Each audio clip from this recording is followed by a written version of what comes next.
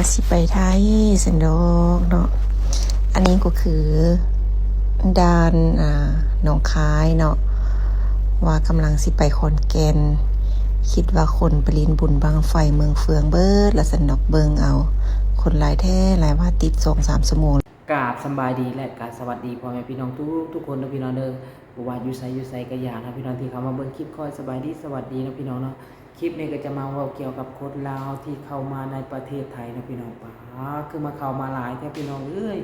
อันนั้นบ่แม่นนักบ่แม่นอันนั้นพี่น้องบ่แม่นแรงงานเด้อหรือเป็นนักท่องเที่ยวหรือว่าเป็นคนลาวที่เข้ามา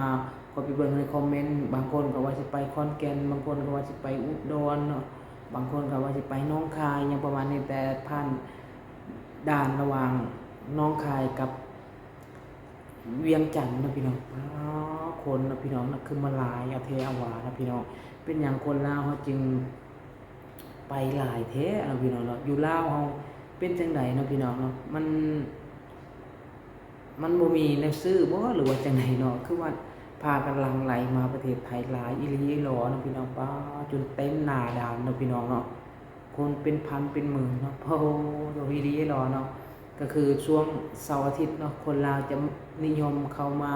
ประเทศไทยมาหาซื้อของอยู่เครื่องกินเนาะพี่น้องเนาะอยู่ที่ประเทศไทยมาเดินห้างเดินช็อปอีหยังต่างๆเนาะพี่น้องเนาะบางคนนะก็คือแถวคิดว่าน่าจะเป็นเรื่องปกตินะอยู่แถวแบบว่าชายแดนอย่างนะแถวชายแดนนะก็คือบ่ว่าจะเป็นมุกดาหารอย่างเช่นแถวบ้านแถวแข้งเขาอยู่เนาะมุกดาหารนี่ก็คือแบบว่าคนที่เขาเคยไปเคยมาเขาเจ้าก็จะไปปกติเนาะจะไปปกติไปทุกบางทีไปทุกอาทิตย์บางทีเสาร์วันเสาร์ไปบางทีว่าไม่ได้ไปวันเสาร์ก็ไปวันอาทิตย์แบบนี้นะจะเป็นวันหยุดนะพี่น้องก็เลยจะต้องไปประเทศไทยเพื่อไปหาซื้อเครื่องอยู่เครื่องกินบางคนก็ซื้อเครื่องมาขายนะพี่น้องนะไปซื้อเครื่องมาขายไปซื้ออยู่ประเทศไทยไปซื้อด้วยตนเองบางคนก็ไปเที่ยวพาครอบครัวไปเที่ยวนะพี่น้องบางคนก็ไปเฮ็ดพรมบางคนก็ไปซ่อมรถนะพี่น้องมีหลายเนี่ยไปนี่ก็คือไปเบิ่งคอมเมนต์แต่ละคอมเมนต์ก็คือน่าจะไปสูงสวยๆนะมั้งไปช่วงแบบว่ายังก็ว่า8-9 โมงอย่างประมาณนี้นะมันจะเฮ็ดให้แออัดบางคนเนาะแล้วก็มีบางคนที่เขาบอกว่าถ้าอยากไปสะดวกสบายให้ไปช่วง7 โมงอย่างประมาณนี้6-7 โมงอย่างประมาณนี้เนาะแต่คนจะบ่ค่อยหลายแต่ถ้าไปสวยๆเนี่ยคนจะหลายพี่น้องแต่ก็หลายโพดเนาะพี่น้องเนาะคิดว่าโอ้คนลาวเนาะมาประเทศไทยหลายเนาะพี่น้องเนาะมาประเทศไทยหลายมาจับจ่ายใช้สอยเนาะพี่น้องเนาะก็คือแบบว่าวันนี้มันก็มีทางคนที่แบบว่ามาเฮ็ดงานนำเนาะพี่น้องมาแบบว่าซื้อของอยู่เครื่องกินนำเนาะอะไรก็น่าจะแม่นเนาะพี่น้องเนาะก็คือแบบว่ามีทั้งคนที่ปะปนกันไปนะพี่น้องมีทั้งแรงงานมีทั้งคนที่มาซื้อของมาอีหยังต่างๆเนาะพี่น้องเนาะก็คือหลายพอสมควรเนาะแต่ว่าไปก็ว้าแต่ส่วนหลายเนาะน่าจะแม่นวันเสาร์วันอาทิตย์เนาะพี่น้องเนาะวันเสาร์วันอาทิตย์วันหยุดราชการอยู่พังลาวเนาะวันหยุดเด็กน้อยอีหยังต่างๆเนาะวันหยุดแบบว่าซีซั่นพี่น้องก็คือเป็นวันหยุดของประเทศลาวจะหลั่งไหลเข้ามาประเทศไทยนะพี่น้องอันนี้ก็คือบ่ว่าจะเป็นวันชาติอีหยังแต่ก่อนที่บ่เวลาเข้าหยุดอีหยังเกิดว่าหยุดวันชาติเนาะหยุดฉลองวันชาติก็คือหลั่งไหลเข้ามาประเทศไทยป้า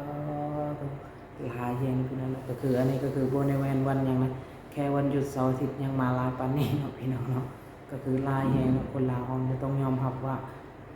มาประเทศไทยหลายอีหลีเนาะหลายอีหลีรอเนาะคนนี่แน่นตึ๊บเลยเนาะหน้าด่านบ่ฮู้สิว่าจังได๋นะพี่น้องก็คือคนลาวเนาะมาประเทศไทยหลายอีหลีบ่ฮู้สิว่าจังได๋เนาะมาซื้อของมาอีหยังมาเที่ยวเนาะมาเที่ยวประมาณนี้แหละเนาะแถวบ้านข้อยก็มุกดาหารเนาะมุกดาหารนี่ยังบ่เห็นยังบ่ค่อยหลายแต่ก็มีอยู่รถแบบว่าทะเบียนรถทางพังลาวเนาะเขาก็น่าจะไปปกตินะแต่อยู่แถวมุกดาหารเนี่ยก็มีทั้งตัวหนังสือลาวแล้วก็ตัวหนังสือไทยเนาะก็น่าจะแม่นมีคนลาวต้องไปมุกดาหารแน่ๆนะขอหานั้นมันจึงมีตัวหนังสือลาวแล้วก็ตัวหนังสือไทยเนาะประมาณนี้เนาะพี่น้องก็คือแบบว่าเกี่ยวกับคนลาวที่มาเที่ยวหรือว่ามาช้อปปิ้งหรือว่ามาเดินห้างเดินอย่างต่างๆในประเทศไทยนะพี่น้องนะหลายแห่งเนาะหลายแห่งอันนี้ก็คือสิ รษฐกิจแถวๆชายแดนหรือว่าแถวๆภาคอีสานหรือว่าแถวๆอีหยังหนองคายขอนแก่นเนี่ยเนาะคนลาวก็จะนิยมไป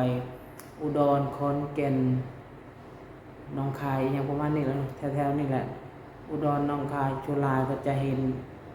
เนี่ยจะได้ยินเขาจะเว้าเลยนะชลลายเราจะไปอุดรกับขอนแก่นโว้นะน่าจะเป็นเมืองที่เจริญบ่แถวอหยังเกินว่าแถวภาคอีสานบ่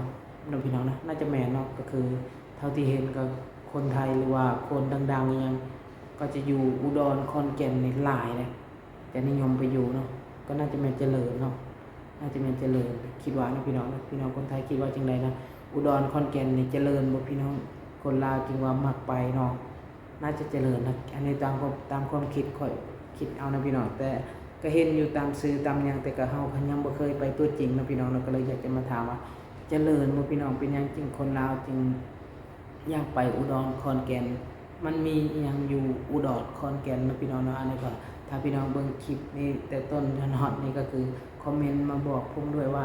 อุดรขอนแก่นมีอะไรทำไมคนลาวจึงชอบไปเยอะมากเนาะพี่น้องเนาะถ้าเป็นคนลาวก็มาเบิ่งคลิปนี้เนาะกับผู้ใดที่แบบว่ามักไปอุดรขอนแก่นนะก็คอมเมนต์มาบอกเนี่ยเป็นหยังคนลาวเขาจึงมักไปอุดรขอนแก่นหลายแฮงเนาะพี่น้องเนาะอันนี้ก็คืออยากจะฮู้เนาะพี่น้องว่าเป็นหยังคนลาวจึงมาไปแถวๆนี้มีอีหยังบ่มีหรือว่ามีห้างใหญ่บ่เนาะพี่น้องดูน่าจะแม่นเนาะคิดว่านะพี่น้องน่าจะมีห้างใหญ่ๆอุดรแถวขอนแก่นนี่ห้างใหญ่ๆของถูกๆบ่เนาะหรือว่าจังไดเนาะบ่แพงคือบ่อนอื่นบ่หรือว่าจังไดคนลาวจึงว่ามักไป2จังหวัดนี้อุดรกับขอนแก่นเนาะประมาณนี้เนาะพี่น้องเนาะคลิปนี้ก็มีหยังหลายอยากจะมาถามพี่น้องเนาะว่าเป็นหยังคนลาวจึงว่ามักไปแถวๆนี้หลายแฮงเนาะส่วนหลายก็จะแม่นข้ามด่านหนองคายเนาะก็มีได้คนแถวบ้านค่อยก็แบบว่าเขาเจ้าบ่อยากข้ามด่านมุกดาหารเนาะเขาเจ้าก็จะนั่งรถไปเวียงจันทน์พุ่นเนาะไปพักแถวเวียงจันทน์ไปเที่ยวเลยแล้วก็ข้ามไปไทยเลยอย่างประมาณนี้นะโอเคนะพี่น้องคลิปนี้ก็จบประมาณนี้นะบ่ฮู้สิว่าจังไดนะพี่น้องเนาะถ้าผิดพลาดประการใดก็ขออภัยแล้วก็คลิปนี้ก็จะมาฝากพี่ฝากน้องฝากกดไลค์กด Subscribe เพื่อเป็นกำลังใจให้แน่พี่น้องเนาะกราบขอบคุณขอบใจทุกๆคนนะพี่น้องบ๊ายบายขอบคุณครับ